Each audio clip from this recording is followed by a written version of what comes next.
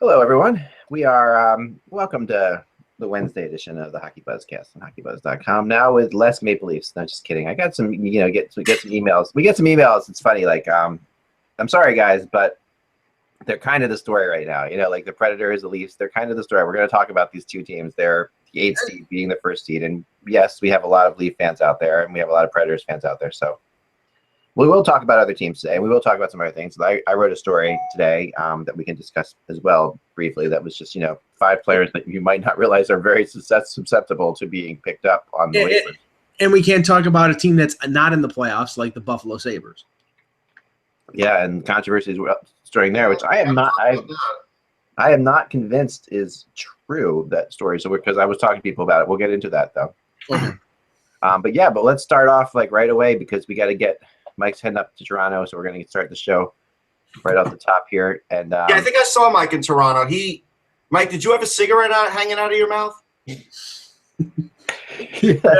usually when you'll see Mike. Usually when you see Mike on TV. Yeah, I have to give credit to the members of the Twitterverse who have elevated Dartman to 11,000 Twitter followers in the span of 3 days. Holy hell.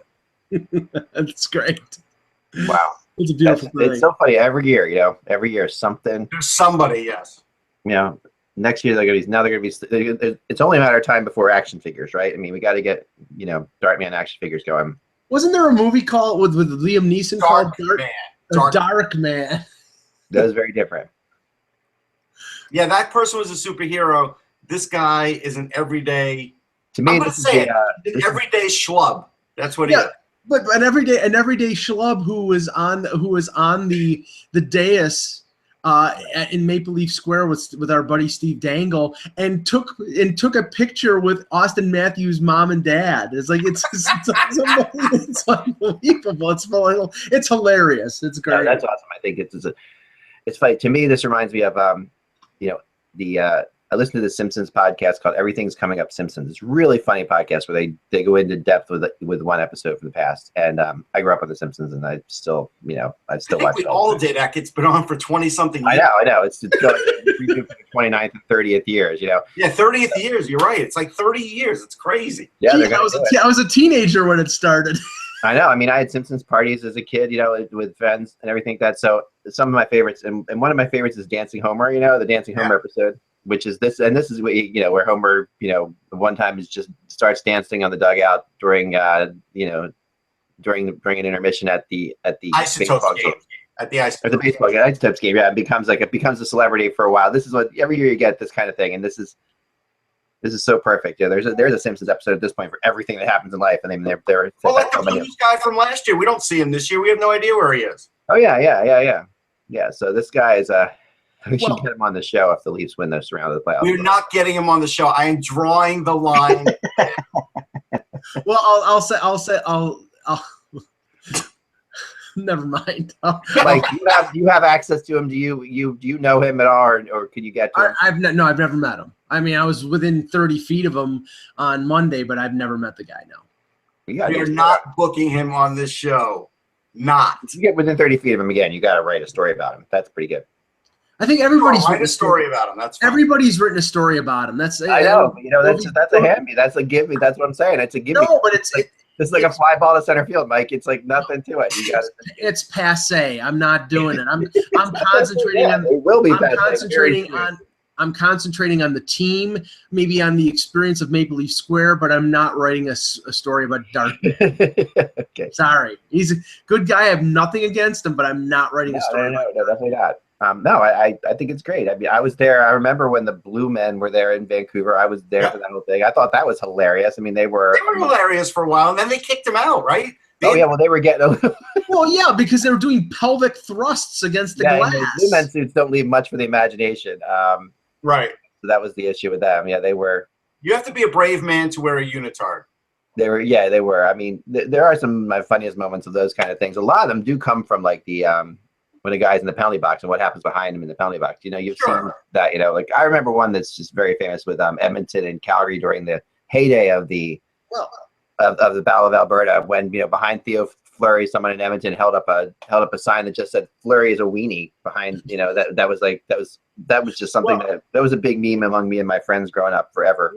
What I'm waiting for is for the and I'll use the common phraseology, well-endowed female to be behind the bench. Yeah, was it Daryl Sutter? Wasn't it that? It's everybody. Everybody's had it happen. Yeah, LA though has the best chance of getting that kind of thing. But it's the same girl. It's like Morgana, the kissing bandit back in the 70s. And although right now, if she tried to do what she did in the 70s, she'd get tasered by security. Yeah. I mean, I was at a Toronto Blue Jays game once. It was against the Mets, and there were strippers in the outfield in the hotel, and they stripped right during the game. Like it. Wow. So this stuff has always gone on. No, Russ, never go to the right games. I mean, no. The thing is that the Sky Dome. That would make baseball interesting, even. The Sky Dome Hotel. There have been many stories of where people have left their drapes open to the Sky Dome Hotel and have done, have been caught in flagrante at the Sky Dome Hotel. So that's nothing new. No. There's our show title: Caught in Flagrante. In Flagrante. Here we go. Hello, Hockey World. It is Wednesday, April 19th, 2017. I'm Michael Agello. I'm Russ Cohen from Sportsology. And I'm Eklund. You're watching HockeyBuzzcast on HockeyBuzz.com. This is the podcast that comes every Monday through Friday at this time to fill you in on the goings in the hockey world. We go all year, guys. We don't just keep going through the playoffs. We're one of the few hockey podcasts that will do this. We'll be doing this on August 3rd. So if that's a weekday.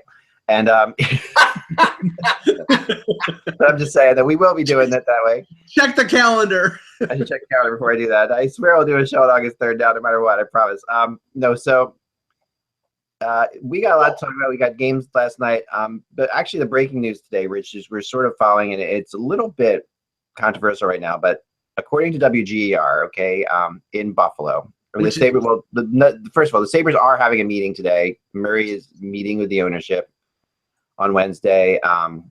In Florida. In Florida, this is typical, which is typical stuff. But according to WGER, Jack Eichel is unwilling to sign a contract extension if Bylsma remains as the coach. I don't buy this story. Okay, I'm gonna throw it out there. I do know. I'm not gonna sit there and say that I haven't heard from people that I know pretty well that Eichel isn't a huge fan of Bylsma. But I don't buy that this ultimatum is being thrown down. I think that this is where I kind of draw the line. Go ahead, Mike. I'm not sure if I buy it either. I mean, let's just say this: the buzz, and then you have to give it a little bit of credibility because WGR is the flagship station that covers the Sabres. Paul Hamilton, who was the reporter who reported it, is there all the time. So, and he's rather tied in, but the buzz around Buffalo has been very anti-Bylsma, but also because this season was a disappointment, and I have to say that when you have the team that they dislike the most, the Maple Leafs, having success, that just adds to the angst of the Sabre fan, and Bylsma and Babcock being hired at the same time, that they, of course, Bylsma's got to be the problem. But the problem with the Sabres this year was injuries and the fact that Tim Murray did a terrible job in terms of their defense, putting their defense together. And I think that, they didn't do what the Leafs did, which was clean out a lot of players when they brought the new coach in. So I don't know if there's any high level of animosity between Eichel and Bylsma. All I know is that Eichel at the end of the season was not too happy about the fact that the team was not winning. And I think tried to be a little bit of a leader, even though he's only 20 years old. But I would find it very hard to believe that Eichel is doing a power play to kick Bylsma out or kill Bylsma in Buffalo. Here's what I'll say. Let's say it's true. If it's true, if I'm Terry Pagula, I get Tim Murray together, and I go down and talk to the guy, no agent, and I say to him, hey, if you don't want to sign, that's fine. But we're not getting rid of the coach because you want to, because you might not like the next coach. And you don't run this team. You're a player on this team. And right now, we have your contract. We have your rights. You like playing for us. We appreciate your input. You don't run the team. You're a 20-something-year-old guy. Right. Thanks for your input. Have a nice day. Right. Now, I'm with you, and I think that's the way it usually runs in the NHL anyway. And that's a typical thing. And then, but this runs even deeper than the NHL because Bylsma is very tied in with Team USA. Right. And has coached Eichel before on Team USA, and they, this is. It is interesting because of the reporter who's reporting it. I usually trust, and he's straight up. He's a good reporter. Well, nobody's denied it yet from his camp. That's the thing. No, right. The agent has. He has. Okay. In the last half hour, the agent came out and said that there's no truth to it. John Worrow from AP came out and said that there's some questionable, but the thing is, honestly, if it is true, you expect that kind of denial from the agent. And yeah. There's no way they will take the heat off of Eichel, but now he's good. But Eichel, this reporter has to deal with Eichel a lot. I mean, if you're the reporter and you say something like this about Eichel, you're a Buffalo Sabres beat writer.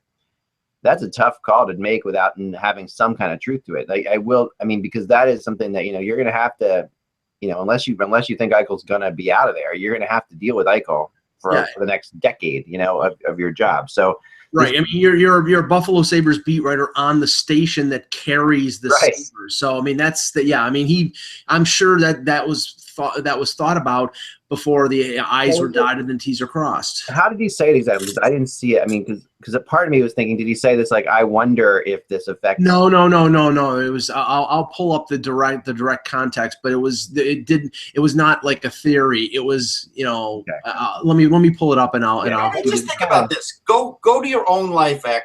Think about when you were 20 and something that you said to your dad, which you believed completely back then, which now if you went as a 52-year-old to your dad, you wouldn't even say it to him because you realized, wow, I've really changed as a person, and there's no way that was even legitimate. But that's what I was thinking back then.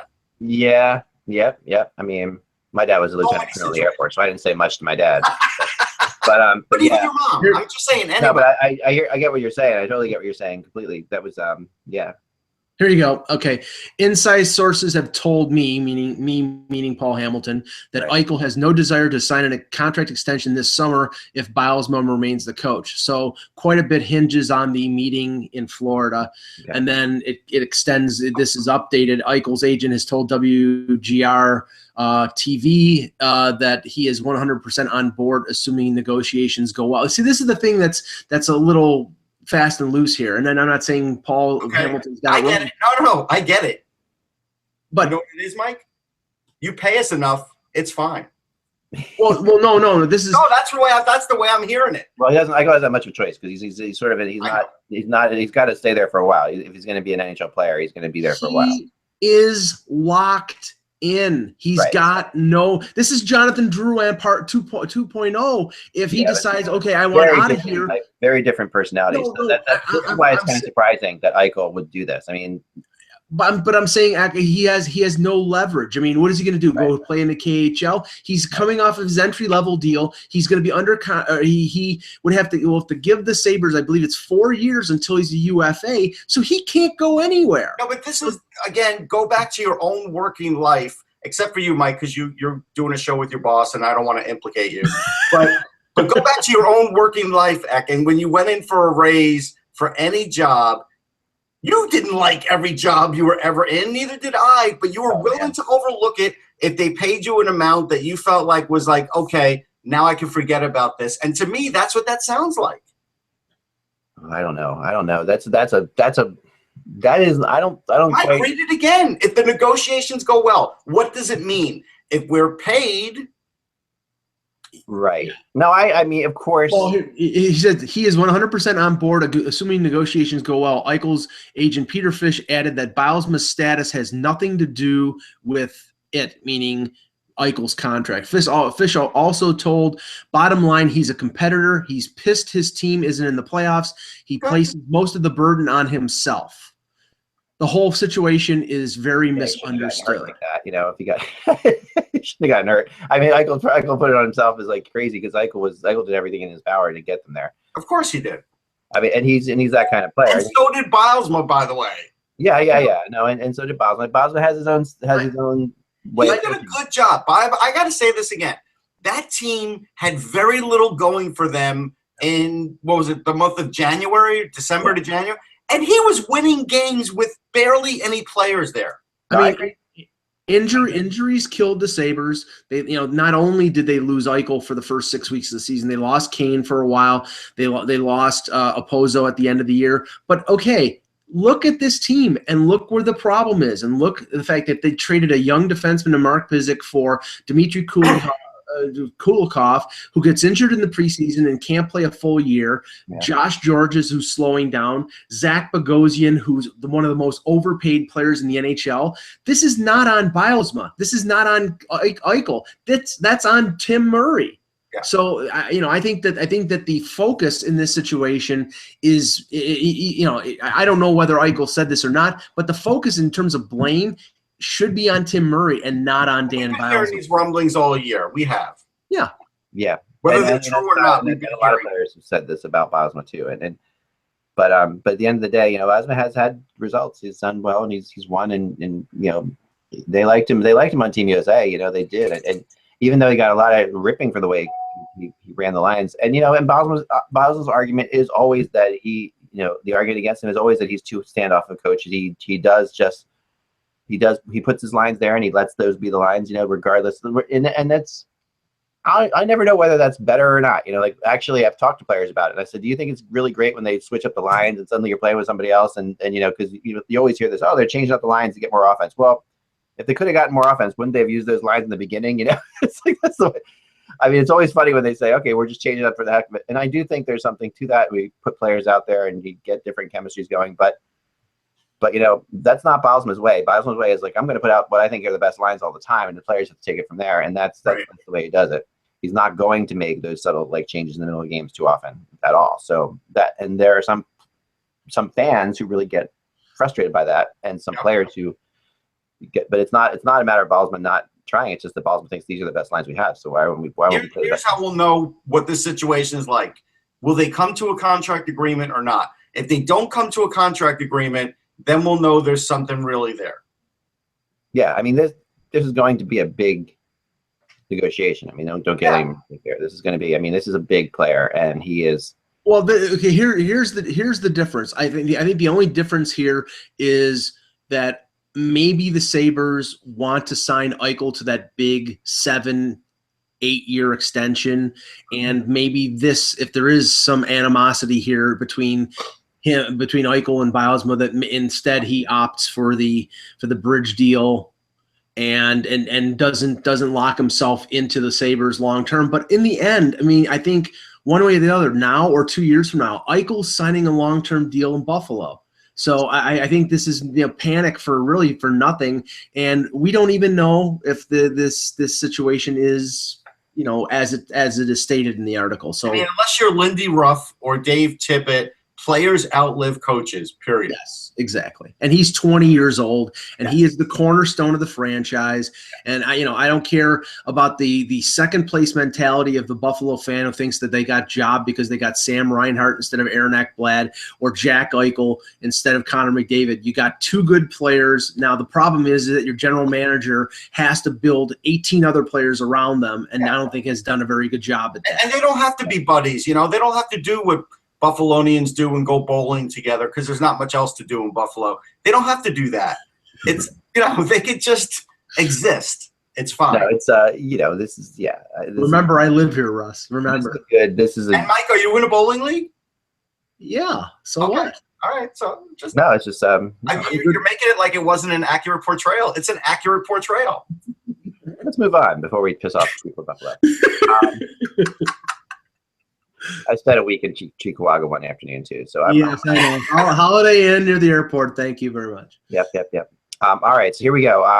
Last night, let's talk about last night. So, and I wanted to talk about last night first by leading off with this GIF that's been playing on my screen. I got to get rid of it because it's making me ill while I sit here and watch it over and over and over again. And that's this play that happened last night with Leon Draisaitl, who is, if just watching this over and over again, I've really pretty much had it. So here we go. So this is Draisaitl's whack of Tierney. Yeah. In the Yoo-hoos. So there he was just doing him a favor, making sure that he was wearing a cup. Right. So now Draisaitl will have a hearing, which means that this is pretty serious the way they're looking at it. But again, this is one of many spears. Why this one? Oh, I know. I agree. But I'm going to throw a theory out there, and this is going to probably surprise people. This is the best thing that could happen to the Edmonton Oilers, and here's why. Draisaitl shouldn't be playing right now.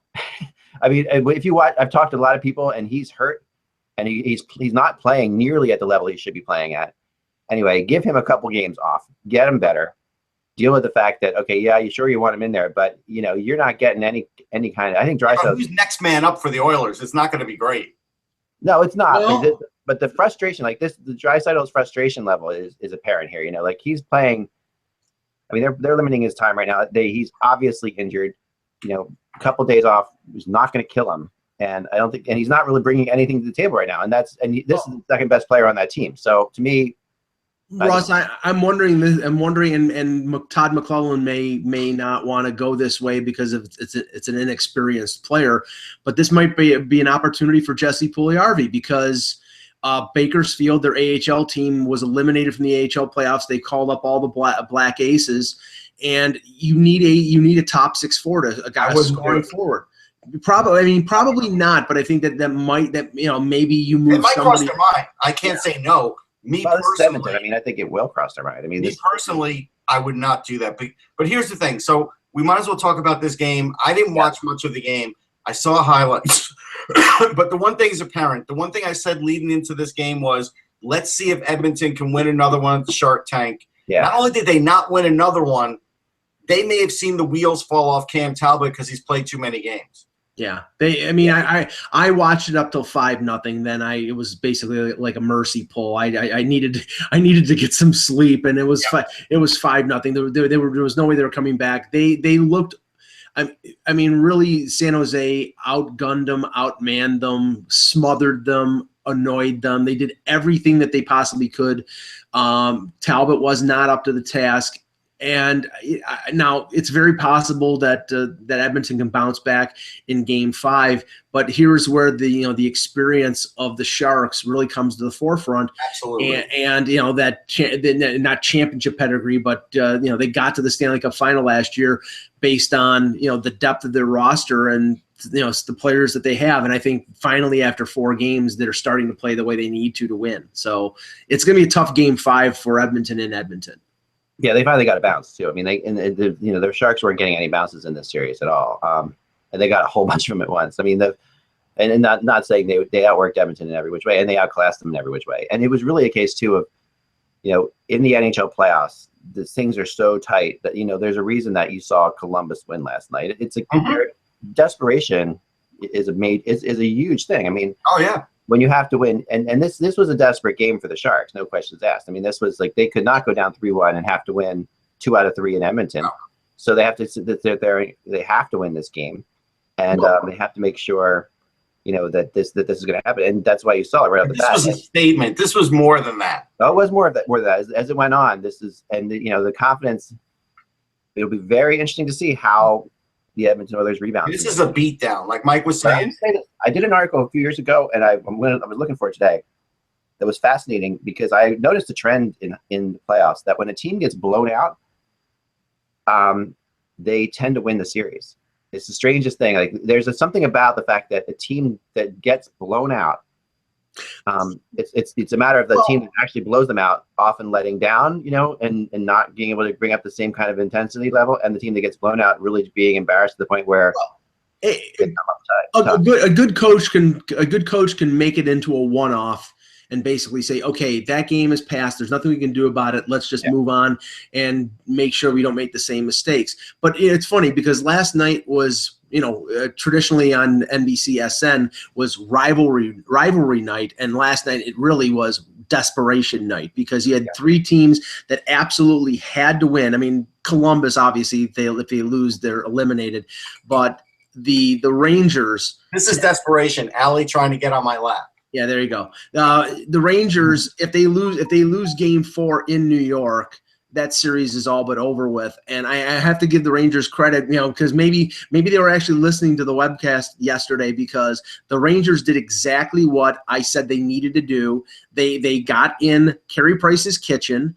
Unfortunately for the Rangers, it cost them a goal that where Rick Nash interfered with them. But they purposely bothered Price, and the Ranger forwards throughout the game, and this is maybe something they learned from the Capitals on Monday, the Rangers did not let up on the Montreal defense. They hit them from the very beginning of the game until the very last minute of regulation. And I think, if they follow that pattern, the Rangers will win this series. It was their most complete game of the year, but they also did they even get a power play? I don't remember them even getting one. I think they had one. And they didn't get frustrated from not performing on the power play, which actually probably helped them mentally, because we don't know if their power play woes are over yet. Lundqvist stepped up, Eck talked about it, and I agreed on that part of it, that he would step up. I didn't know if the rest of the team would. They did, but I got to tell you something. That game still hinged on the fact that Radulov decided to be more of a cheap shot artist than a hockey player that game. And that's where they went over the edge and over the line with cheap shots, him and Ott. They had the Rangers in a certain spot when it was 1-1 after the Torrey Mitchell goal, right? Yeah. But they went crazy trying to really unhinge the Rangers and actually derailed their offense, what little they have. And I think that's where Julian's got to reel them in again, because Radulov is a factor. But yesterday he was a factor because he was the dirtiest player I've seen in like 5 years on the ice. Yeah, and Paul Byron elbow, I think it was an elbow on Brendan Smith and drawing blood. The Rangers went 0 for 2 on the power play. So okay, see, No, and this is the thing. I mean, the reports are today that Alexei Emelin is practicing. So just what you need is another degenerate when it comes to add to that group of scum buckets, because Brendan Gallagher getting in the crease, and I admire Brendan Gallagher's ability to annoy people, because he does it just by standing there. That smile, and he aggravates every team he plays against, and he goes to the net, but it's borderline. He goes to the net and he puts himself in a situation where he can hurt somebody, and he does it on purpose. The way he plays. I mean, but here's the thing: for all the fan bases, and now this is all of them, because singularly every fan base thinks that the refs are working against them, but technically none of the refs are working well in any of the series. There's way too much shenanigans going on. We've talked about it. But this particular game had more shenanigans than I'd seen in any playoff game in a long, long time, for stuff that just wasn't called.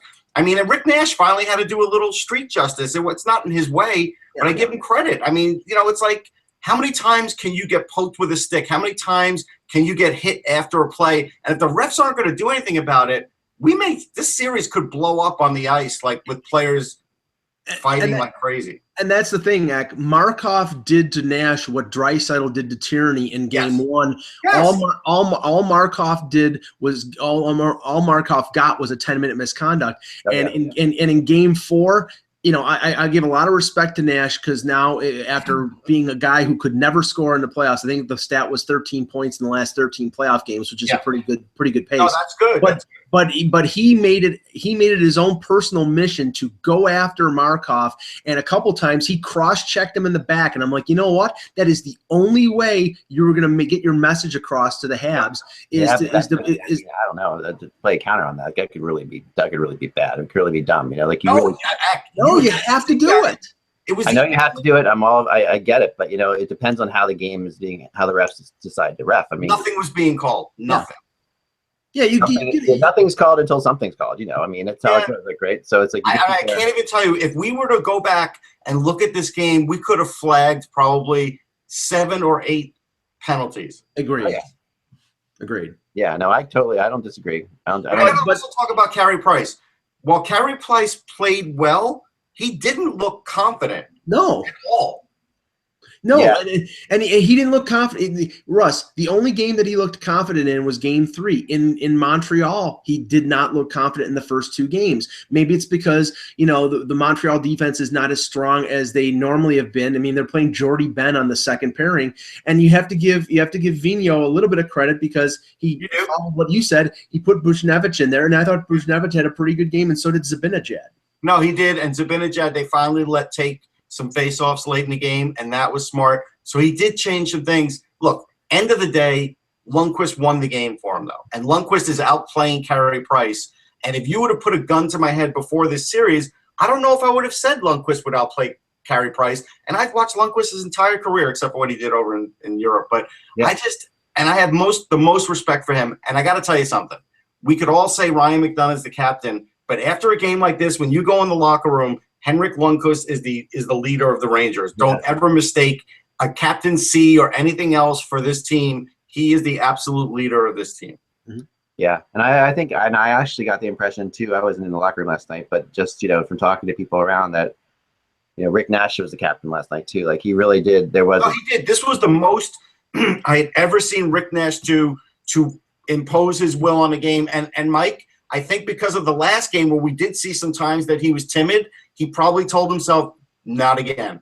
And he didn't do it. And I give him credit. And guess what? He's going to have to continue to do it if they want to win the series. And that's the issue with Nash is he's got to keep going. I mean, because I remember watching the Stanley Cup Finals with you, Russ, like sitting next to you at times and just seeing what when they were playing against Edmonton. We were both up in not Edmonton. I'm sorry, against LA, and we were up in the press box and watching this. And Rick Nash would have shifts that just didn't even matter.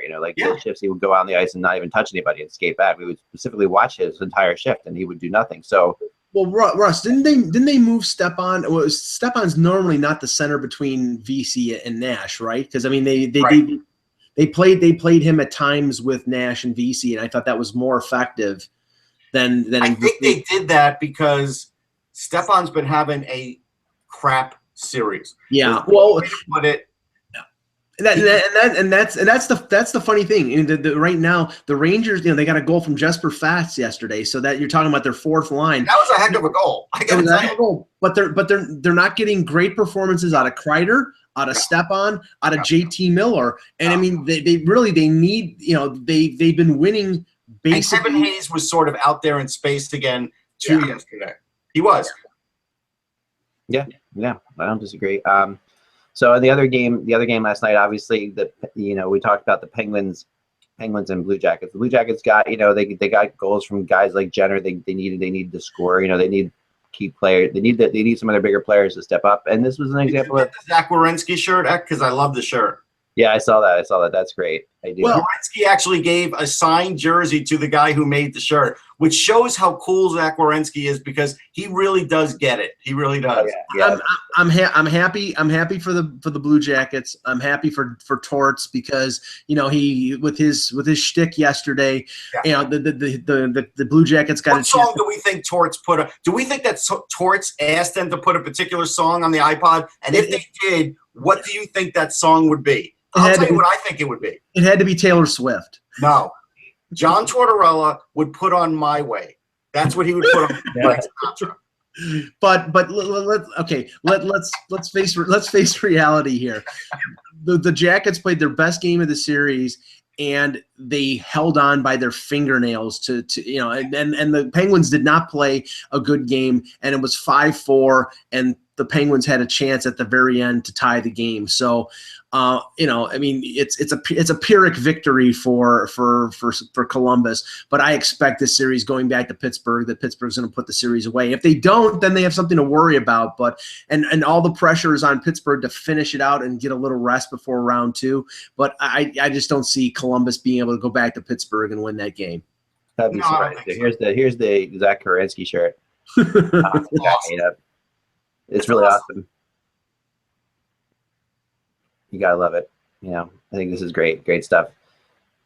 Just obviously, someone with a really good T-shirt printing business. So it's awesome. I think this is really cool. I'm glad. And Zach did the right thing, like you said. He's, he gets it. I'm sure somebody there said, you got to get this guy something. The Columbus Blue Jackets in general are organization. They're very fan friendly. They are. I'm going to tell you something, and people probably don't give them enough credit. I've been there 2 or 3 times in that market already for different events. Those fans not only come out to games, they're loud and they're proud. And they haven't had a lot to be thrilled about over the years. Yeah. So I give that fan base a lot of credit. They are very loyal.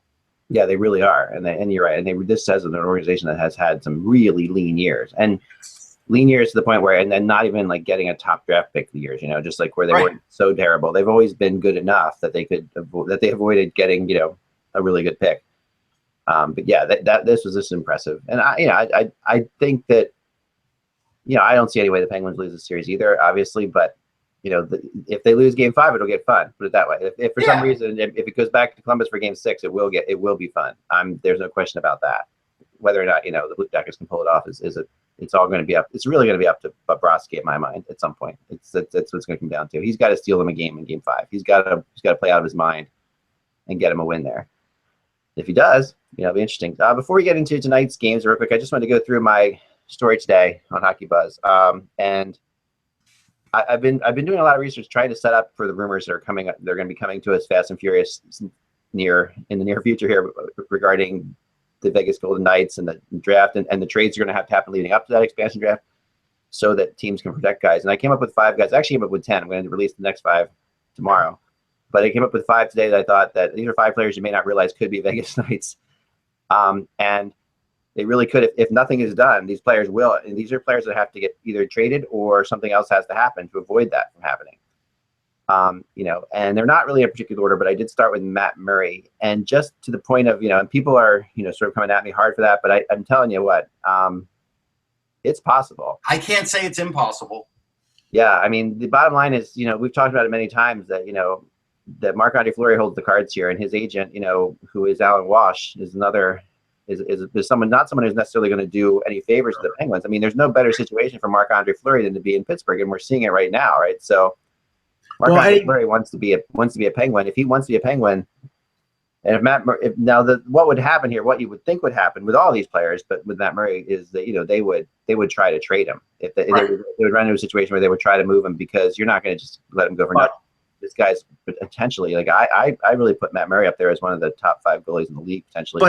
But if that scenario played out, they would only get pennies on the dollar from Murray, because they know that, because all other teams would know that they're in an untenable position. I mean, it has to be.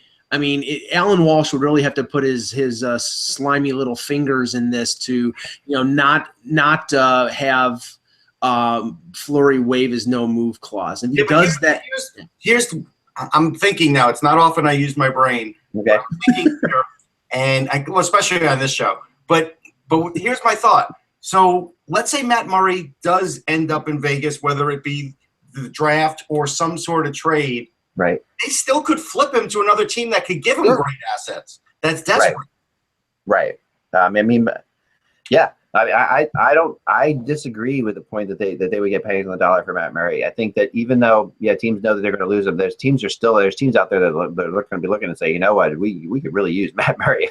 I mean, there's teams out there with good goalies, and then there's teams who, now the problem is, the Penguins aren't going to move him to, like, to the Flyers or to the or somebody like. And that's where Vegas could end up doing that. That's how it could happen. Yeah, there would be some fun irony to that if they could trade him to the Lightning, for example. The Lightning could trade him to the Flyers. I mean, we saw it happen with that, like the Flyers saw with Mark Streit this year. So that there's all kinds of fun things happening there. But this is definitely a guy that he's got a lot of supporters out there, and a lot of NHL teams. I think Vancouver would be heavy on Matt Murray. I think Calgary would be heavy on Matt Murray. And I think there would be a bidding war. I think it would be a serious war. I think they would get a lot for him. I'm not saying that multiple teams would not be interested. They would, obviously, because he's a great young goaltender. But what I'm saying is they're gonna see that the situation where Pittsburgh is in, that Pittsburgh cannot. Doesn't matter, Mike, if there's more than one team interested. It doesn't matter. It doesn't matter if Pittsburgh is going to lose him. I think it does. I mean, it really doesn't, because if you're Calgary or you're Vancouver, and you're in the same division, you're rivals, you're playing against each other, right? You're in the spot. So you're looking at saying, okay, well, he's going to go to Vancouver or us. If they play that right, it doesn't matter. The whole other thing about Vegas doesn't play into it at all. I think that they can drive that price up nice and high, because it's the No, but player. there's going to be a limited window to trade Matt Murray anyhow because let's say Pittsburgh goes to the Stanley Cup. No. Very limited window. I agree with So you. it's a very limited window, so it may not be great value. And that's where I think Vegas would actually be able to get the most value for him.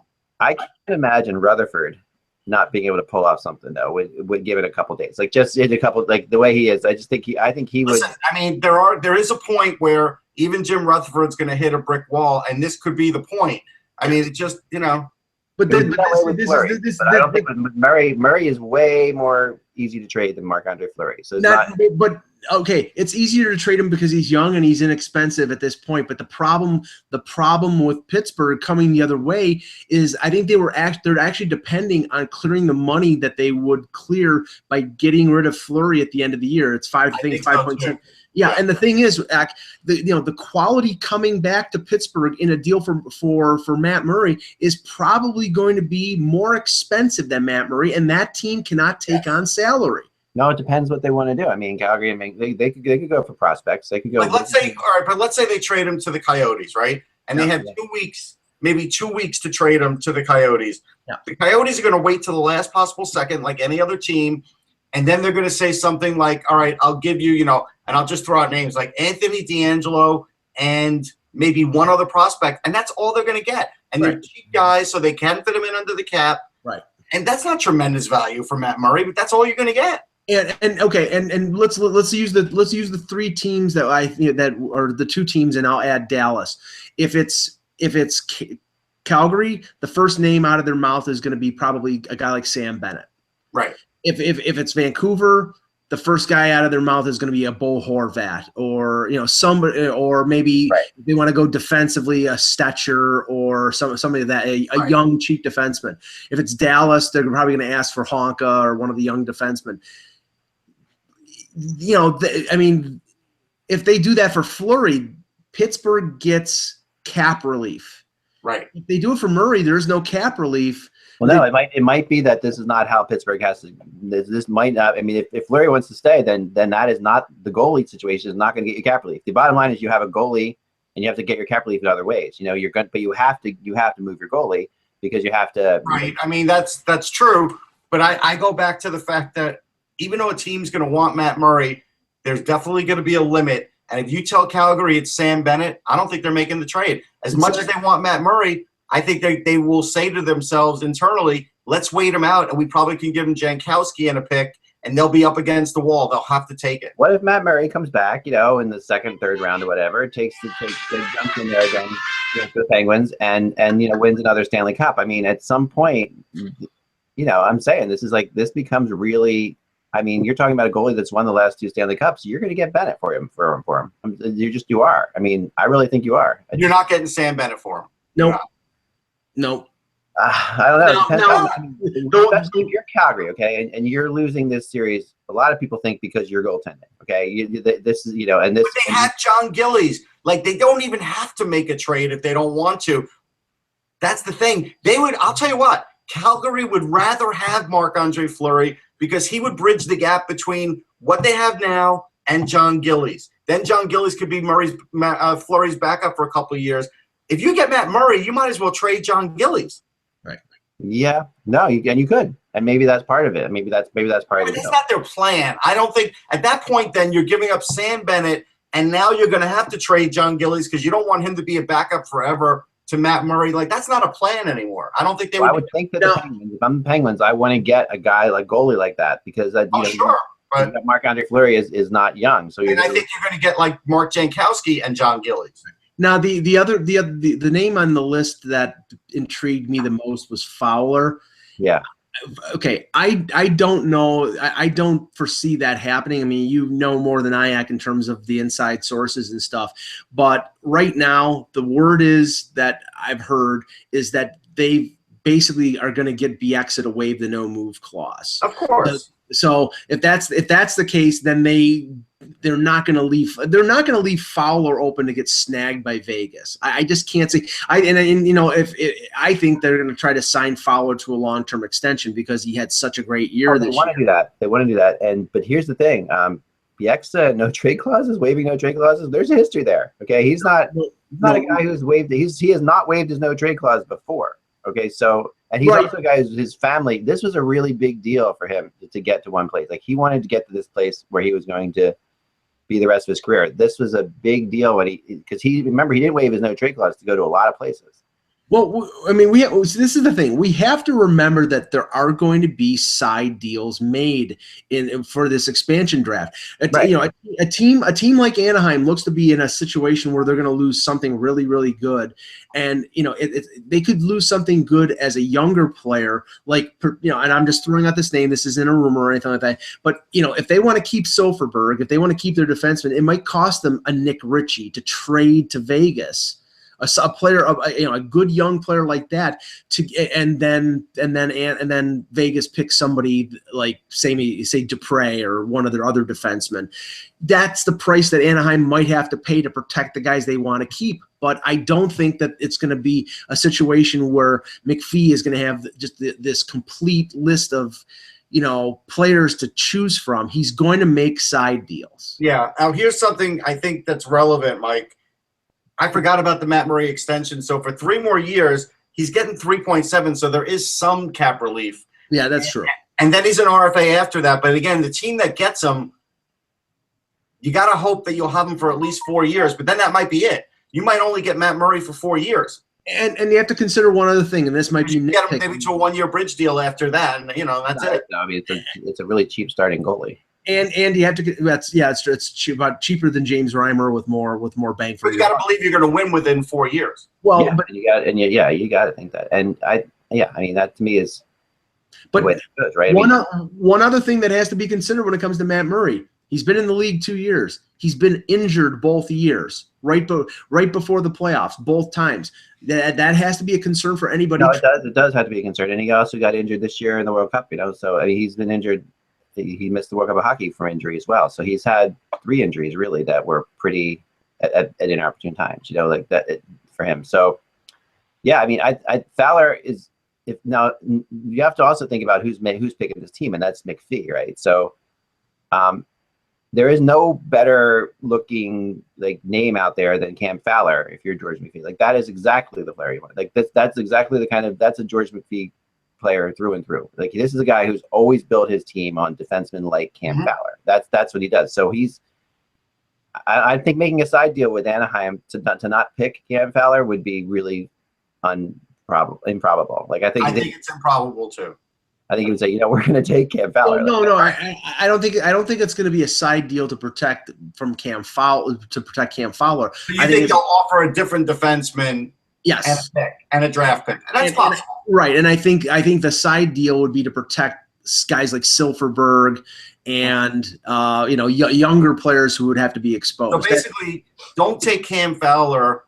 You could take Montour, and we'll give you a pick down the road for your trouble. I think it would be Manson. Manson has to be exposed. I mean, Manson has to be protected, and they can't protect him. I mean, that's true. Yeah, I wasn't thinking about it in those terms. You're right. They'll protect Fowler, Vatanen, and Lindholm. But then they'll trade him Montour and a pick for nobody down the line then. Or maybe Montour, maybe Larson. One of the young defensemen. But yeah. No, I mean, I think so. Now, the other names on this list, Jason Zucker of the Wild. Jason Zucker is going nowhere. Yeah, I thought that too, but there are, and I was just told flat out that there's, from a good source in Minnesota, that they have to deal with this. That they're going to the players they want to protect. And Zucker, for whatever reason, I mean, Zucker has, I think he's had a fantastic season. They are. Come on, it's not happening. I'm not buying it. He's from the reason that these rumors are out here, is because he's from Vegas. Yeah. But he scored. He's cheap. He's $2 million a year, and he scored over 25 goals. And this is a team right now that is in the playoffs is having trouble scoring. So I think there's a more there is a greater likelihood of them losing probably one of their defensemen, like a Brodin or a Scandella or maybe even a Matt Dumba, than it is losing Zucker. If Vegas wants Jason Zucker as their poster boy, as the guy who will sell tickets because he's from Vegas, they're going to have to pay through the nose, which means maybe claiming somebody from another team that Minnesota wants to get Zucker.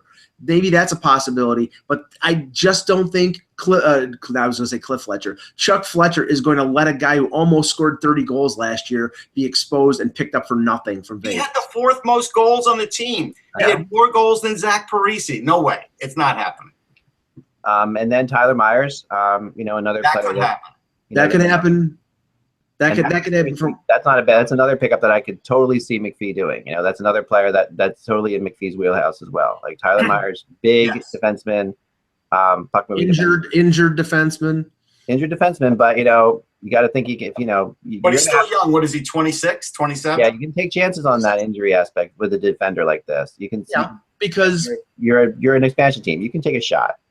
I mean, and this is why, I don't know if it's going to happen now because Nash is playing well, but this is why I always fed into the Rick Nash narrative when it came to Vegas, because it would make sense for both the Rangers and Vegas, where the Rangers would clear out almost $8 million in salary, and Vegas would have a marquee player for a year, and then at the deadline can move him out and get assets for him. Yeah, a guy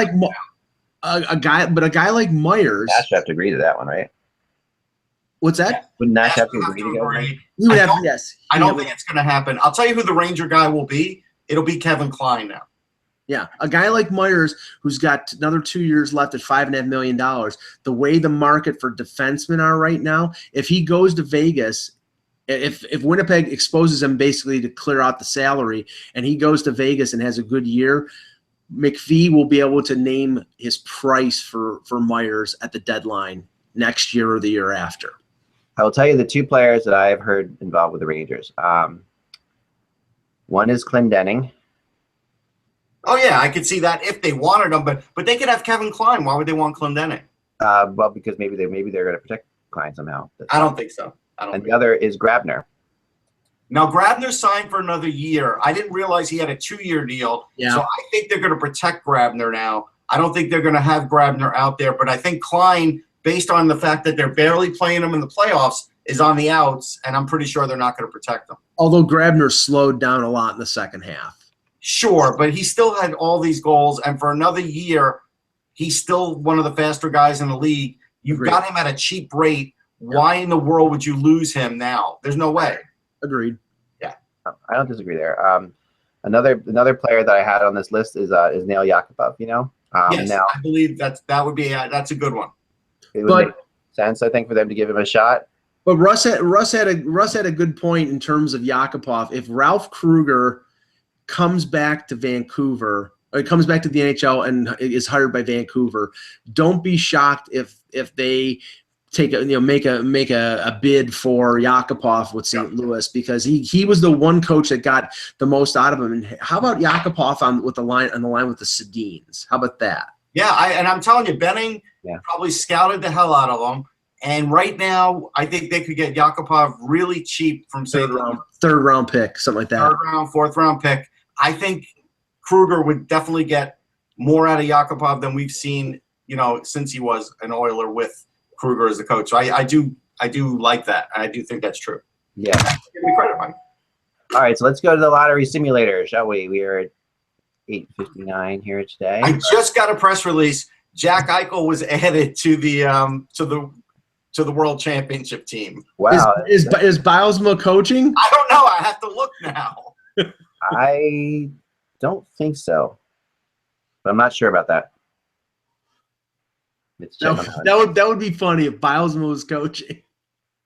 If I'm Michael, though, if it's true, then that's Eichel making a statement big time. Also, no, it's Jeff Blashill. Yeah, okay. Yeah, it's Blashill, right? No, but I'm not surprised. But that U.S. World Cup team is going to be very good, by the way. That's going to be a fun team to watch. They have a lot of good players on that team. Actually, they've got some interesting coach. They've got Drury, Bill Guerin. That's interesting. Yep. Yeah. I mean, you're going to see, Larkin. You're going to see, Larkin's there. You're going to see Eichel now. Trouba. Yeah. We're going to Hellebuyck. Okay. Fun team to watch. All right. Here's the draft lottery simulator for today. Come on, big money. Yeah. Here we go. Oh, whammy. Here we go. Winner is the Vancouver Canucks. There we go. It's funny how we talk about a team right before they always get picked on this thing, but that's true.